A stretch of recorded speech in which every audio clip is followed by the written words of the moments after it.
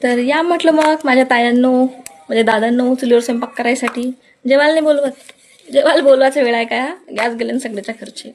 मग सांगा तुमच्या घरचा गॅस कधी जाते? कसं सोबत सोबत कसं स्वयंपाक केला तर बरं वाटतं चुलीवर. मी एकटं स्वयंपाक करू चुक चुलीवर नुसतं. मग आणि मग त्या काही ताई म्हणतात की म्हणते नाही म्हणते चुलीवर कसं म्हणते बरोबर जाळ लागत नाही, त्यामुळं म्हणते आमच्या ना पोळ्या करपतात. काही करपत नाही हो माझ्या चुलीवर पोळ्या बिळ्या. कायला करप? असं सिलेंडरचं काम आहे तसं आपल्या चुलीचं काम आहे. मस्त लाकडं जमा करायची, मस्त चूल पेटवायची. फक्त डिपेंड करते चुली मायवर. चूल माय जशी पेटत नसते कोण की एक तर ते पहा राग आला तिला आता. एक तर ते पेटतच नाही आणि पेटली ना ती इतकी पेटते कोणाची ऐकत नाही. आणि आपल्या गॅसला कशी बटन असते तशी ऑटोमॅटिक बटन आहे आपल्या चुलीला. मग काही टेन्शन नाही आहे.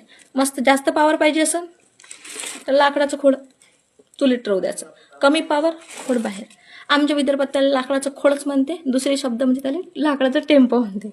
आमच्या विदर्भाची भाषा खतरनाक आहे. कसं आहे तुमच्या घरचा गॅस गेला तर मलाही थोडंसं बरं वाटते. म्हणजे कसं तुम्ही चुलीवर स्वयंपाक मी चुलीवर स्वयंपाक, कसं एकटे स्वयंपाक चांगला नाही वाटत की नाही. करा मग चुलीवर स्वयंपाक, पाठवा मग मला एखादा व्हिडिओ चुलीवर स्वयंपाक केल्याचा.